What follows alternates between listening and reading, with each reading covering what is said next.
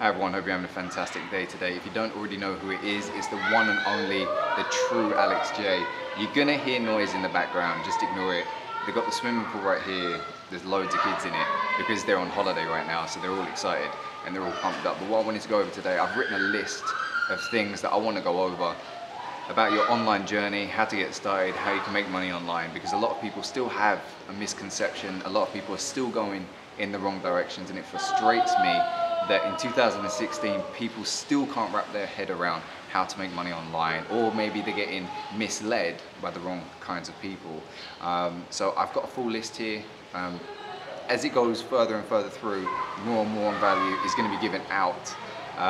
So the first thing that I wrote is you need to brand yourself. Okay, you need to establish what is it that you want to do.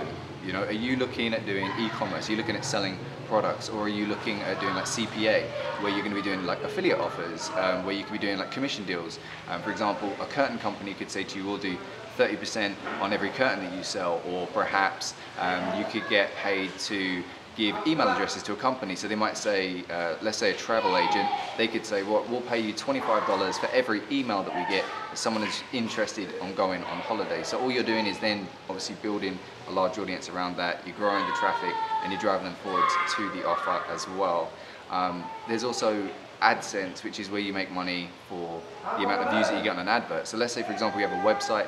Let's say on average you could get paid $1 for every 1,000 people who visit your website, or you could be getting paid $1 for every 1,000 people that view your video. And again, this goes up and down. Now, it's important that you understand what direction you want to go in before you make that decision, because otherwise you're going to end up getting all kinds of different interpretations of what you should be doing. Some people, they'll start looking at e-commerce and then they'll get distracted by CPA, or they'll get distracted by MLM and networking companies. So you first have to make a decision, a conscious decision, what direction you first want to go in. Once you've decided that and you say, this is the route that I'm going to take, this is how I'm going to make my money, then you need to start branding yourself around that. So you need to write down your core values. What is it that you stand for? What is it that you represent? Who is it that you want to become? What are you trying to build? Because by having that in your head and knowing the direction that you want to take, you're going to find it a lot easier to move forward in that direction. You know, you can't say, you know, I want to make $1 million, but you don't have an idea of how you're going to get there. You can't say, you know, I'm going to make 10,000 a week. Okay, cool, but what, you know, how are you going to do that? So you first need to make that conscious decision of what direction that you want to go in. And once you've made that decision, then it'll become a lot easier to then start planning and taking action on those plans as well. So again, you need to brand yourself. Who are you? Who do you want to become? What do you want to represent? What do you want to stand for? Once you've made that decision, then you can start branding yourself correctly. You know, you'll know what kind of banner that you need on Facebook or on Instagram, or what kind of photos that you should be taking. If you're doing lifestyle type marketing, then you're going to need to take a lot of pictures, you know, with you showing freedom. So with you on holiday, or with you in a swimming pool, or on a beach, or, you know, that kind of stuff. But if you're going more corporate, then obviously you're going to need to be wearing suits, and you need to be more you need to dress what you're trying to attract, is what I'm trying to say. So you need to fully understand who you are, what direction you want to go in, and then that kind of influence the direction that you go in. Then start making a plan of action. So this is what I want to do, and then start learning about it. Start gaining knowledge on that topic. If you want to do e-commerce, then you need to study and read up on e-commerce. You know, how are they doing it? You know, one of the worst things that you can do is get distracted by too many different people. You know, if you make a decision and say, right, I'm going to get good at e-commerce, I want to do it in this particular niche, then you need to start studying people in that niche already. Don't start looking at people in a completely different niche, because they're going to be telling you to do all different things that might not be relevant to what you're trying to do. You know, one person that's doing lifestyle isn't going to be great at corporate because their image is so different, and vice versa. So you really need to make that decision ahead of time. Same with network marketing companies, by the way. If you're doing like, if you're doing something to do, like, let's say a health and beauty company, you need to be representing health and beauty. So you need to be fit. You know, you need to be going to the gym. You need to be doing that run. And that's why if that's not you and that's not the lifestyle that you want to represent, then it shouldn't be the product that you're trying to sell, because it's not going to work with your image. So that's number one. So I've got understanding your core values and your beliefs. again, it kind of comes back to what I was saying about if you're wanting to represent health and fitness, then you need to be really into health and fitness. You need to know what people should be eating, you know, how they should be training, you should know how the body works in that way. A lot of people say you don't need to know that. Yes, you do, because if a client is trying to speak to you and they say, look, this is my journey, I want to gain X amount of weight, and you can't just say, well, here's my product. You know, you need to say, look, this is what you need to be eating, this is the kind of gym routine that you should be in, this is the best product for you. Let's say that you're doing makeup, you know, you could say, you know, what kind of style of clothing do you normally wear? You know, what is the makeup for? Is it for going out? Is it for like a party? Is it for an event? Or is it you just want everyday makeup? Like, what kind of makeup is it that you're looking for? And then you can make, you know, a little bit of help towards that. You can say, well, look, you need to use this foundation or this makeup or this eyeliner or whatever. If you're doing fashion, then obviously you need to understand your fashion. You need to say, look, you know, this is one kind of fashion route that you can take, like hipster, or maybe you're looking like hip hop clothing, or maybe you're looking at corporate clothing. You need to understand the different types of fashion so that you're able to then talk about it. And it'll make it a lot easier for your audience to relate to you, because they'll understand that you know what you're talking about and you're not just trying to sell a product. I've also got down, break down your goals, and this is extremely important. What I do is I write down my goals every single day and every single night. I then review what I've done that day, and then I'll go ahead and improve it. So you need to be doing the same thing. You need to be saying, right, this is my end goal, this is what I want to achieve by the end of the year, and don't set a target too low. Okay, don't say I want to make 10,000, because if you aim at 10,000, you're probably going to hit 1,000. If you aim for 100,000, you might only hit 50. If you aim for 200,000, you might only hit 100. But the point is, aim too high and work too hard. Basically, so write down your goal. Let's say I want to hit 100K. Write down everything that you need to do in order to achieve that. You know, how many leads do I need to get? How many sales do I need to get? How many appointments do I need? How many telephone calls? How many emails do I need to send? Once you figure that out, then start working on that plan, because by working at that rate, you're going to make it more likely to hit that goal that was too high initially. It was too high from what you initially set, and that way, even if you miss it, you're still way higher than you were going to aim for in the first place. So break down your goals. I break down my goals. So this is what I want to achieve this year. This is what I'm going to do in 6 months, 3 months, and then weekly and daily. So I know what I need to achieve every single day in order to achieve my yearly target. So I'll know if I'm off, and then I'll know what I need to do the next day to improve that, to ensure that I hit my goal at the end of the year. A lot of people have a misrepresentation about attention, and I always say to people, you need to get the maximum amount of attention that you can. Attention doesn't necessarily mean, you know, if you're a lady taking your top down. It doesn't mean, you know, dressing in a particular way or causing arguments. That's not the right kind of attention.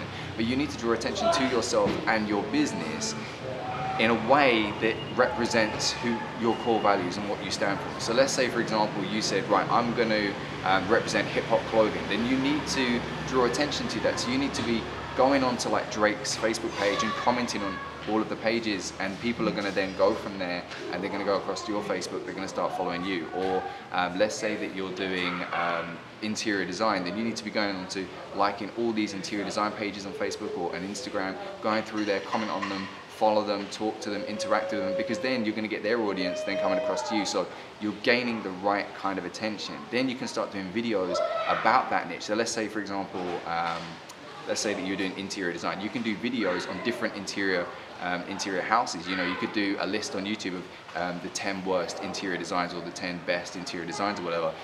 Then put a link to your Facebook and say, go like the Facebook page, and you can do like, which is better, A or B or top or bottom. People are then going to start interacting with your Facebook page because you've then dragged them across from YouTube, and then because you know they have that interest, you're then going to be able to sell them, you know, sofa sets or pillowcases or curtains or whatever, because you already know their interest.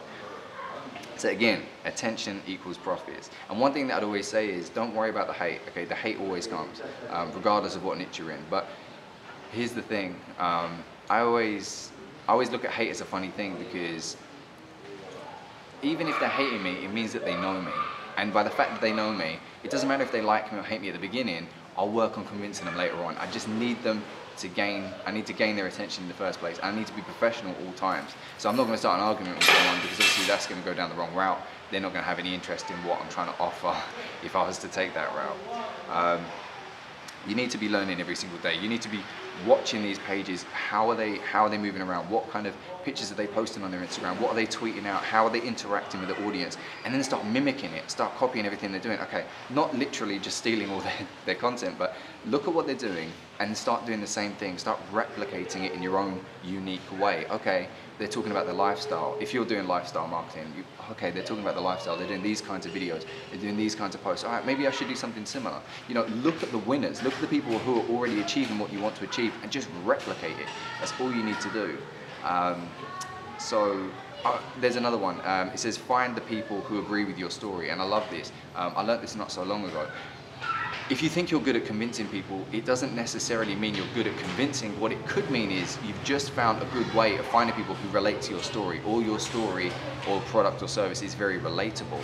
So I try to find people who already have an interest in what I'm trying to do. I'm not going to try and sell, you know, business consultancy to someone who's interested in fashion. You know, it's not really going to work. Or someone that's interested in finding funny jokes on Facebook. It's not going to work. It's not my demographic. It's not my audience. We don't have the same line of thinking. So you need to make sure that you're finding people that already have the same beliefs as you, have the same idea as you, agree with the same story, or at least they're very close to it, and then it's easier to move them across. You know, don't waste all your time trying to convince the wrong people. Find people that already have the same line of thinking, and you'll find it a lot easier to convince them. And then the last thing that I want to drop before I go is about becoming a leader, okay? If you want to be a leader in your industry, you want to be a top earner in your industry, you need to become the person that everyone seeks advice from. You know, you need to be the guy that's coming up with innovative ideas. You need to be the one that's coming up with these great ideas all the time, always being able to gain the attention, gain the trust from your audience, grow a fan base. And people in your same industry that maybe started off at the same level as you, once you show them that you know more, that you can gain more attention, you've got more traction, you've got more customers, you're getting more money, people will then, in that industry, start looking to you for advice, or they'll join your company because you have become a leader. You can't be a follower. So again, please guys, and I'll drop the list one more time. I'm just going to run through it. I just got it on my cell phone because it's getting louder here as well.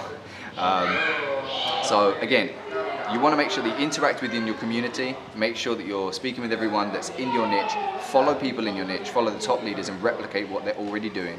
Become somebody, become a leader, brand yourself, make sure that you understand your core values and your beliefs, have a set plan and goal in mind, and make sure that you work on it every single day. Start learning every single day. Break your goals down yearly, 6 months, 3 months, and daily.